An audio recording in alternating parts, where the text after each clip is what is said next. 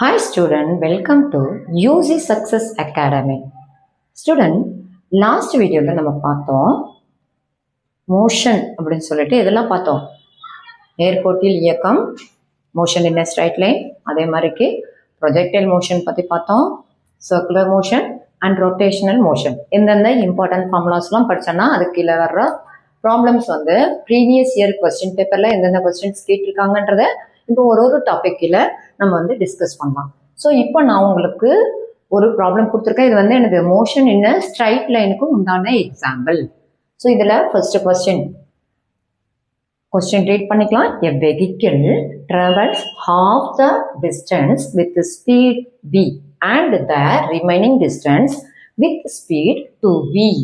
Its average speed is. இதே question தமிழ்ல இருந்தால் எப்படி இருக்கும்?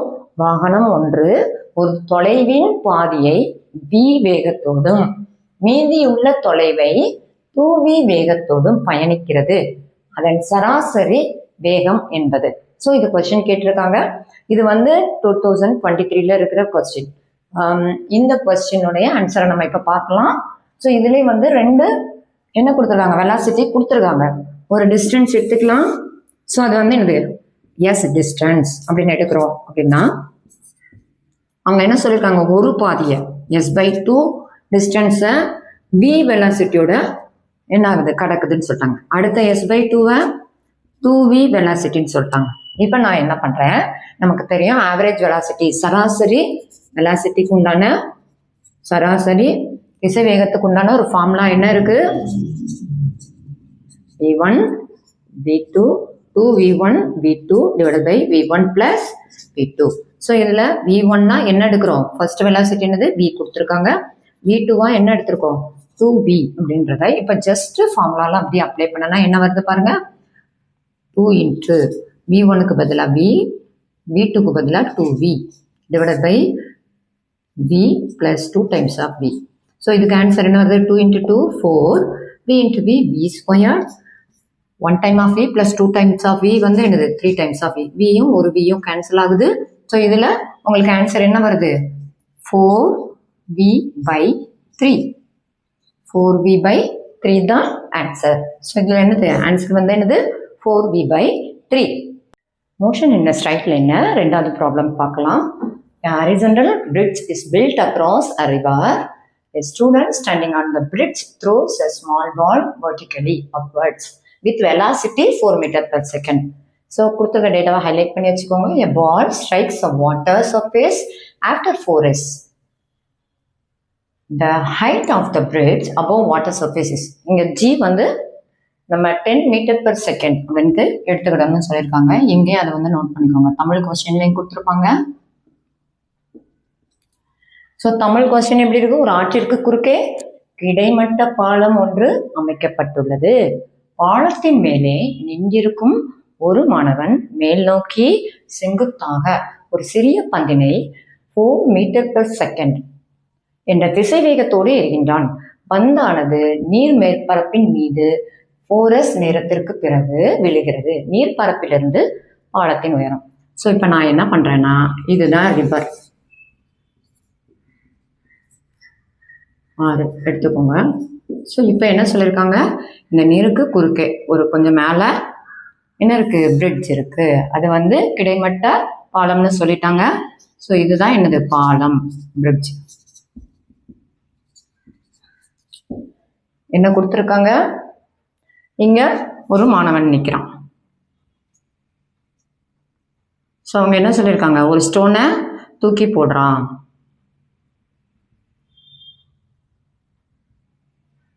எவ்வளவு பால் வெர்டிக்கலி, அதாவது small ball vertically upwards with வெலாசிட்டின்னு சொல்லிட்டாங்க. அப்போ இனிஷியல் வெலாசிட்டி எவ்வளோ வந்திருக்கு, ஒரு சிறிய பந்தினை 4 meter per second என்ற திசைவேகத்தோடு எரிக்கிறான்னு சொல்லியாச்சு.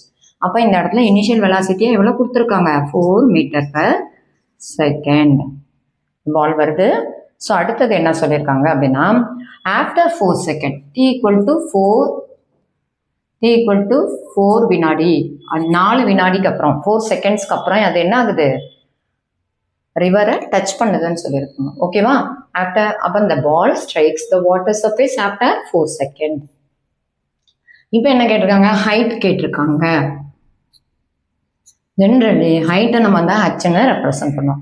ஆனால் கைனமெட்டிக் ஈக்குவேஷன் இயக்கவியல் விதிகளில் நம்ம வந்து ஒரு ஈக்குவேஷன் பார்த்துருக்கோம். S = UT + ½ AT square. இப்படி ஒரு ஃபார்முலா நம்ம பார்த்துருக்கோம். ஸோ இதில் வந்து நீங்கள் பார்க்கும்போது எப்போதுமே வெர்டிக்கலான ஒரு மூமெண்ட் இருக்கும்போது ஏக்கு பதிலாக நம்ம என்ன எடுப்போம், ஜீன் எடுப்போம். ஸோ இது வந்து ஆப்போசிட் டு கிராவிடேஷன் ஃபோர்ஸ்ன்றதுனால இங்கே ஏக்கு பதிலாக இதே ஈக்குவேஷன் எப்படி மாறுது, இந்த டிஸ்டன்ஸை நம்ம ஹச்ன்னு எடுக்கிறோம். Then initial velocity into time plus ½ into ஏக்கு பதிலாக மைனஸ் ஜீன் எடுத்துக்கோங்க இன்டு டி ஸ்கொயர். அப்போ இதே ஈக்குவேஷன் உங்களுக்கு எப்படி இருக்குது, H is equal to minus ½ into g into T square. அப்படியே நீங்கள் வந்து கொடுத்துருக்க வேல்யூஸை அப்ளை பண்ணி எழுதிட்டீங்கன்னா நீங்கள் வந்து என்ன பண்ணிக்கலாம், ஹச்சோட வேல்யூவை கண்டுபிடிச்சிக்கலாம். H is equal to U equal to என்ன கொடுத்துருக்காங்க, 4 m/s கொடுத்துருக்காங்களா. நெக்ஸ்ட் டைமோட வேல்யூ வந்து 4 செகண்ட் கொடுத்துருக்காங்க. 1/2 இன்ட்டு ஜியோட வேல்யூ 10ன்னு எடுத்துக்கோங்கன்னு சொல்லிட்டாங்க. ஸோ 10 இன்ட்டு டியோட value 4 second 4 the whole square எடுத்தாச்சு. ஸோ இதில் வந்து இதை கேன்சல் பண்ணால் இது 5ன்னு மாறிடும். ஸோ இது ஈக்குவல் டு என்னது, 16 மைனஸ் 5 டைம்ஸ் ஆஃப் 16 வருதா. ஸோ இதில் என்ன பண்ணலாம் அப்படின்னு பார்த்தீங்கன்னா, ரெண்டு டேர்ம்ல இருந்து 16 காமனாக எடுத்தோன்னா இந்த 16க்கு பதிலாக என்ன ஆகுது, 1 வருது. இந்த 16க்கு பதிலாக ஒரு 5 இருக்குது. ஸோ டோட்டலாக 16 இன்ட்டு -4 ஈக்குவல் டு -64 அப்படின்னு வருதா. ஸோ இது வந்து என்னது ஹைட்டு -64 அப்படின்றது. இது வந்து அப்ல இருந்து டவுன்ல நம்ம கால்குலேட், டவுன்ல இருந்து அப் எடுக்கும்போது நம்ம என்ன பண்ணோம், பாசிட்டிவ்ல எடுத்துக்கணும். அப்போ என்னது கொஸ்டின் கேட்டிருக்கு, நீர்ப்பரப்பிலிருந்து பாலத்தின் உயரம். அப்ப நீர்ப்பரப்பிலிருந்து பாலத்தின் உயரம் வந்து என்னது height, which is equal to இந்த பாசிட்டிவ் 64 மீட்டர். ஸோ 64 எங்க இருக்கு, ஆப்ஷன் ஏ. ஓகேவா ஸ்டூடெண்ட், ப்ரொஜெக்டைல் மோஷன்ல எரிப்பாதை இயக்கத்துல இருக்கிற ஒரு ப்ராப்ளம் பார்க்கலாம். இதுவும் ப்ரீவியஸ் கொஸ்டின் பேப்பர்ல கேட்டிருக்கிற ஒரு கொஸ்டின் தான், வாங்க பார்ப்போம். A bullet is fired from a gun at a speed of 280 m/s in the direction 30 degree above the horizontal. The maximum height attained by the bullet is, இந்த ஜியோட value இப்படி 9.18 எடுத்துக்கணும், sine theta வந்து 0.5 எடுத்துக்கோங்கன்னு சொல்லியிருக்காங்க. இதே question தமிழ்ல இருந்தா எப்படி இருக்கும். ஸோ துப்பாக்கியிலிருந்து தோட்டா ஒன்று கிடைமட்டத்திற்கு மேலே 30 டிகிரி கோண திசையில் 280 m/s என மேகத்தோடு சூழப்படுகிறது. தோட்டா சென்று அடையும் பெரும் உயரம் என்பது. ஸோ அதெல்லாம் அதே மாதிரி ஜியோட வேல்யூ கொடுத்துருக்காங்க, சைன் தீட்டாவோட வேல்யூ இப்படி எடுத்துக்கோங்கன்னு சொல்லியிருக்காங்க. ஸோ துப்பாக்கி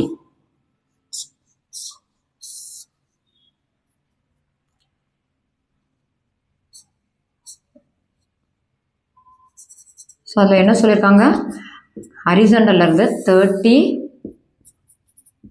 டிகிரி என்ன ஆகுது, தோட்டம் ஒன்று கிடைமட்டத்திற்கு மேலே 30 டிகிரி ஆங்கிளில் அது மேக் பண்ணுதுன்னு சொல்லிட்டாங்க. அப்புறம் ஹைட்டு கேட்டிருக்காங்க, வெலாசிட்டி எவ்வளோ கொடுத்துருக்காங்க, U = 280 m/s. ஓகேவா, நமக்கு ப்ரொஜெக்டைல் மோஷனில் ஹைட்டுக்கு உண்டான ஃபார்முலா ஆல்ரெடி நம்மளுக்கு தெரியும். ஒரு இனிஷியல் வெலாசிட்டியும் ஆங்கிளும் கொடுத்துருக்காங்கன்னா ஹைட் எப்படி கால்குலேட் பண்ணுவோம், u² sin² θ / 2g. Height involve ஆகுதுனாலே நம்ம வந்துட்டு அதை ஜென்ரலாக எதுதான் சொல்லுவோம், கிராவிடேஷன் ஃபோர்ஸ் வந்து அந்த இடத்துல இன்வால்வ் ஆகும். ஸோ இதில் அப்படியே நீங்கள் கொடுத்துருக்க டேட்டாஸ் எல்லாமே அப்படியே அப்ளை பண்ணிட்டீங்கனாலே உங்களுக்கு என்னது ஆன்சரை ஈஸியாக கெட் பண்ணிக்கலாம். இது sin² 30 டிகிரி / 2 × 9.8. ஸோ இதை மல்டிப்ளை பண்ணால் 700, இது வந்து என்னது 0.5 the whole square divided by 1.96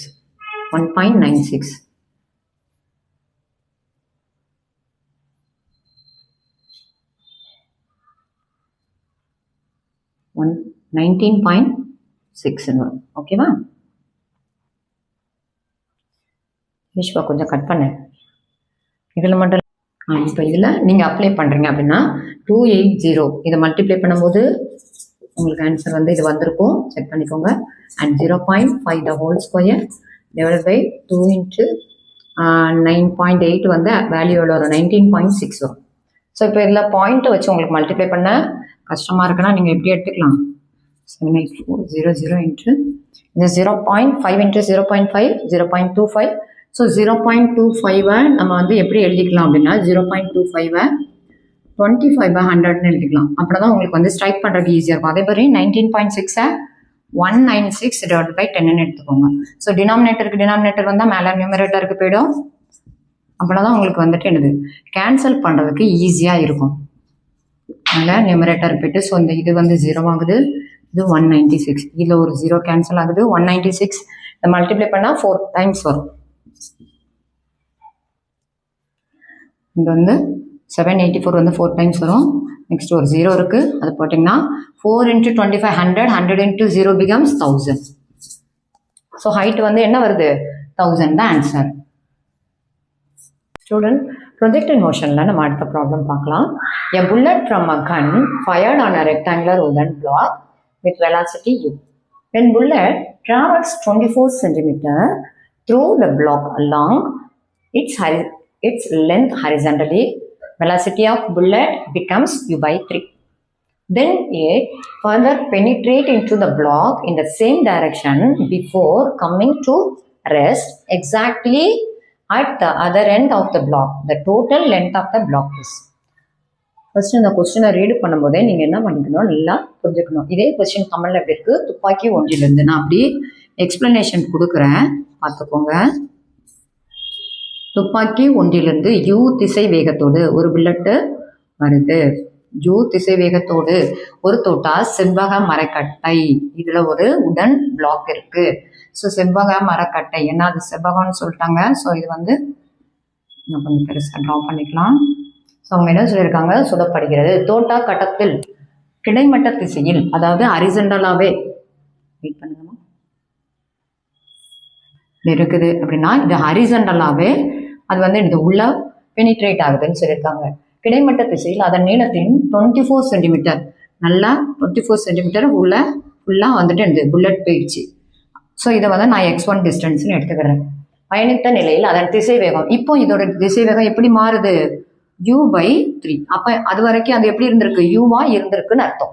இப்போ அதோடைய வெலாசிட்டி u/3 கனெக்ட் ஆகுது. அப்போ 2 வெலாசிட்டி இன்வால்வ் ஆகுதுனாலே ஒன்று இனிஷியல் வெலாசிட்டி, இன்னொன்று ஃபைனல் வெலாசிட்டியாக நம்ம எடுத்துக்கணும். மேலும் அது கட்டத்திற்குள் அதே திசையில் இப்படி போயிட்டு இருக்கிறது, இங்கேருந்து இப்போ u/3 வெலாசிட்டியில் போகுது. அதே திசையில் உட்புகுந்து கட்ட இலக்கின் மறுமுனையில் கரெக்டாக இங்கே வந்து எண்ட் ஆகுது. இப்போ வெலாசிட்டி சரியாக ஓய்வு நிலையை அடைகிறது. 0 ஆகுற மாதிரிக்கு ரெஸ்ட் இந்த இடத்துல வந்து நிற்குதுன்னு சொல்லிட்டாங்க. ஓகேவா, இதுதான் வந்துட்டு எனக்கு. அப்போ அந்த கட்டத்தின் மொத்த நீளம் என்ன, டோட்டல் லென்த்து கேட்டிருக்காங்க. நான் இதை வந்து x லென்த்தாகவும் ரிமைனிங்கை x2 லென்த்தாகவும் நான் எடுத்துக்கிடுறேன். ஓகேவா, 2 வெலாசிட்டி இன்வால்வ் ஆகுது. அதே மாதிரி உங்களுக்கு லென்த்தை தான் கேட்டிருக்காங்க. அப்போ லென்த்து வெலாசிட்டி இருக்கிற ஃபார்முலாவை, அந்த கைனமெட்டிக் ஃபார்முலாவை நம்ம சூஸ் பண்ணணுன்றது தெரிஞ்சிருந்திருக்கணும். ஸோ இதில் இது வந்து மோஷன் என்ன, ஸ்ட்ரைட் லைனுக்கு உண்டான கொஸ்டின். ஸோ அதில் வந்து எந்த ஈக்குவேஷன் யூஸ் பண்ணலாம், final velocity is equal to initial velocity plus 2as. ஏன்னா அவங்க லென்த்து தான் கேட்டிருக்காங்க, இனிஷியல் வெலாசிட்டி கொடுத்துருக்காங்க, ஃபைனல் வெலாசிட்டி கொடுத்துருக்காங்க. இப்போ இந்த இடத்துல உங்களுக்கு வெலாசிட்டி என்ன ஆகுது, ரெடியூஸ் ஆகுது. ஃபர்ஸ்ட்டு u வெலாசிட்டியிலிருந்து u/3 அதே வெலாசிட்டி டிவைட் பை 3 ஆச்சுன்னா அது என்ன ஆகுது, ரெடியூஸ் ஆகுது. அப்போ வெலாசிட்டி ரெடியூஸ் ஆகுது அப்படின்னா இனிஷியல் வெலாசிட்டியிலேருந்து சம்திங் டேர்ம் நெகட்டிவ் ஆகுதுன்னு அர்த்தம். அதாவது அதோட ஸ்பீடு வந்து லெஸ் ஆகுது. அதனால இங்கே இருக்கிற முடுக்கம், இங்கே இருக்கிற ஆக்சிலரேஷன் நெகட்டிவ்ல வரும். ஸோ இந்த ஈக்குவேஷன் எப்படி மாறுது, v² = u² - 2as மாறுது. இப்போ நீங்க என்ன பண்றீங்க அப்படின்னா initial velocity final velocity apply பண்றீங்க. இனிஷியல் வெலாசிட்டி என்னது, u தான். ஃபைனல் வெலாசிட்டி என்னது, u/3 the whole square minus 2a. எஸ்க்கு பதிலாக என்னது, ஃபர்ஸ்ட் பிளாக், இது x1 டிஸ்டன்ஸ். ஓகேவா, ஸோ x1. ஸோ இப்போ இதில் இந்த ஈக்குவேஷனை நீங்கள் சால்வ் பண்ணி எடுத்தீங்கன்னா நமக்கு என்னதான் தெரியணும், லென்த், அந்த இது லென்த் ஆஃப் த பிளாக் தான் தெரியணும். அப்படின்றதுனால லென்த் இருக்கிற டேர்மை நீங்கள் ஒரு சைடு கீப் பண்ணிக்கோங்க, ரிமைனிங் டேர்மை அந்த சைடு எடுத்துகிட்டு போனால் u²-u/u²/9. ஸோ இதை வந்து நீங்கள் வந்து சிம்பிளிஃபை பண்ண என்ன ஆகும், இதில் வந்து 1 இருக்கிற மாதிரிக்கு இதோட எல்சிஎம் எடுத்தா மேலே கீழே 9 மல்டிப்ளை பண்ண 9 - 1 becomes 8. அப்போ 8u²/9 அப்படின்ட்டு இந்த டேர்ம் வரும். அப்போ 2ax1 is equal to என்னது 8a square by 1ன்றது ஃபர்ஸ்ட் ஈக்குவேஷனாக எடுத்து வச்சுக்கோங்க.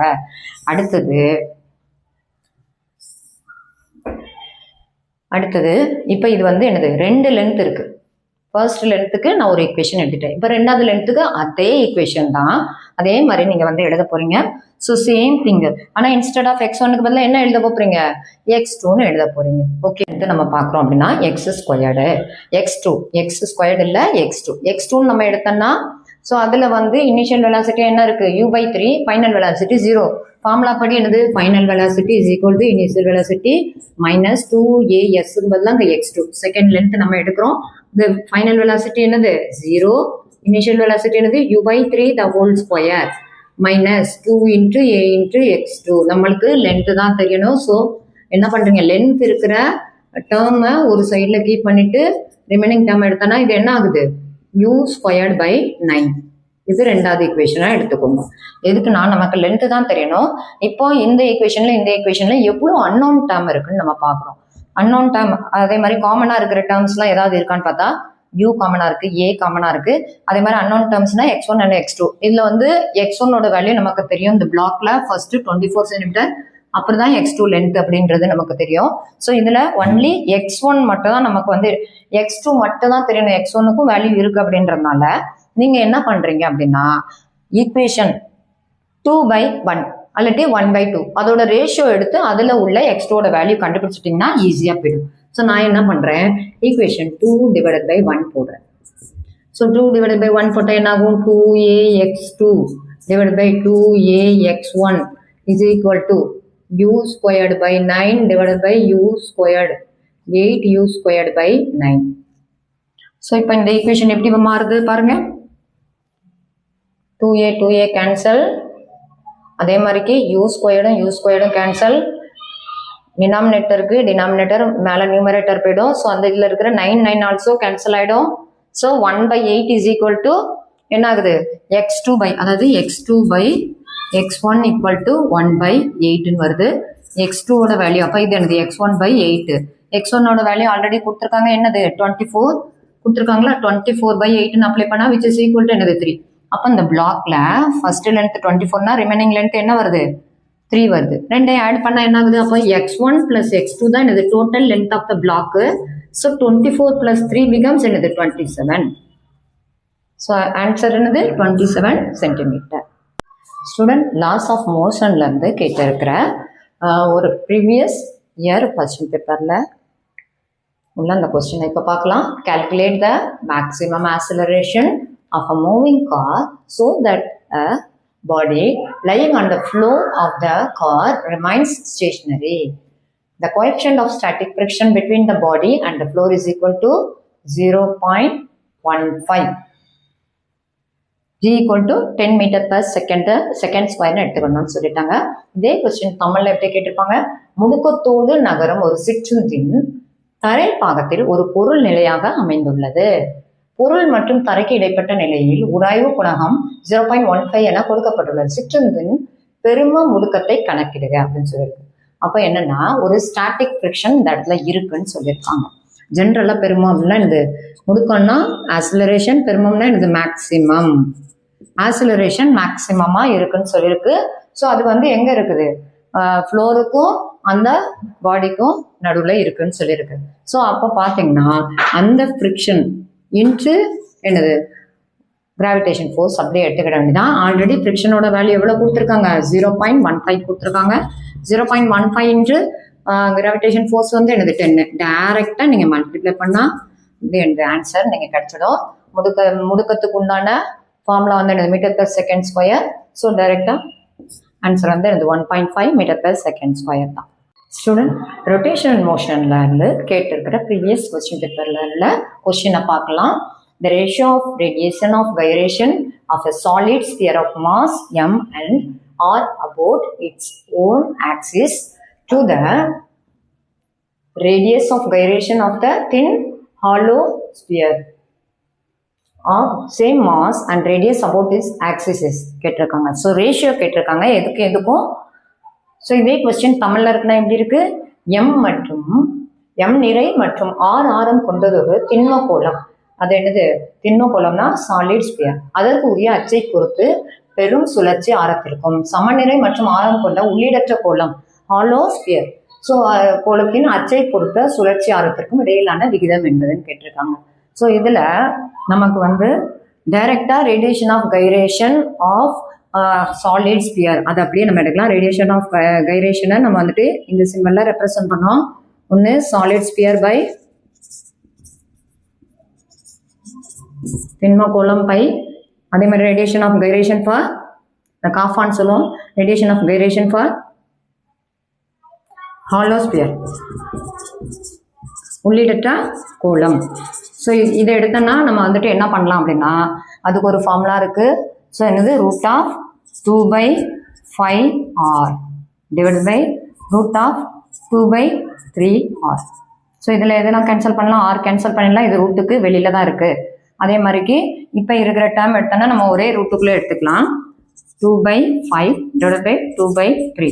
இல்லை 2ம் 3யும் கேன்சல் ஆகுது. அப்போ ரூட் ஆஃப் 3 டினாமினேட்டர் வந்தால் மேலே நியூமரேட்டர் பெறும் 3 டிவைட் பை 5. ஸோ இப்போ √3 இதை எப்படி எழுதிக்கலாம்? √3 டிவைட் பை √5 அப்படின்னு எழுதிக்கலாம்.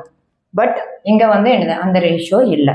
அப்போ நீங்கள் என்ன பண்ணால் ரெண்டு பக்கமும் ஸ்கொயர் எடுக்கும்போது 3 டிவைட் பை 5 வரும். அப்போ 3:5ன்ற ரேஷியோவில் அது இருக்குது அப்படின்ட்டு 3:5 தான் என்னது ஆன்சர்.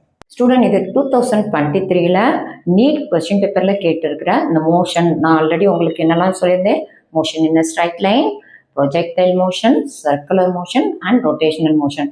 இப்போ இந்த வீடியோவில் நம்ம பார்த்தது ப்ரீவியஸ் இயர் கொஸ்டின் பேப்பரில் கேட்டிருக்கிற இந்த 4 டாபிக் கீழே கேட்டிருக்கிற ஒரு 6 ப்ராப்ளம் பார்த்தோம். அதில் 2 தியரி, டோட்டலாக 8 கொஸ்டின்ஸ் கேட்டிருக்காங்க. ஸோ இந்த டாபிக் நீங்கள் இப்படி செலக்டிவாக சில டாபிக்ஸ் மட்டும் எடுத்தீங்கன்னா நீங்கள் என்ன பண்ணலாம்? ஈஸியாக நிறைய கொஸ்டின்ஸ் அட்டன் பண்ணலாம். ஃபர்ஸ்ட் சாப்டர் வந்து மெஷர்மெண்ட். ஸோ அது வந்து என்னது? ரொம்ப ஈஸியாக ஃபார்முலாஸ் மட்டும் தான் இருக்கும். சிக்னிஃபிகன்ட் ஃபிகர்லேருந்து ஒரு கொஸ்டின் கேட்பாங்க, தென் ஒரு ஃபார்முலா வச்சு உங்களுக்கு ஒரு கொஸ்டின் கேட்பாங்க. ஸோ இந்த மாதிரி செலக்டிவாக நீங்கள் எடுத்து படிக்கும்போது உங்களுக்கு நல்ல மார்க் வரும் ஸ்டூடெண்ட். இதே மாதிரி மோஷனில் நான் உங்களுக்கு ஒன்லி 4 டாபிக் தான் சொன்னேன். இன்னொரு மோஷன் இருக்குது. அது என்னது? Simple harmonic motion. அதுதான் பெண்டுலம் ஃபார்முலா. இந்த சிம்பிள் ஹார்மோனிக் மோஷனில் ஆல்சோ 1 or 2 கொஸ்டின்ஸ் கேட்கறதுக்கு சான்ஸ் இருக்கு.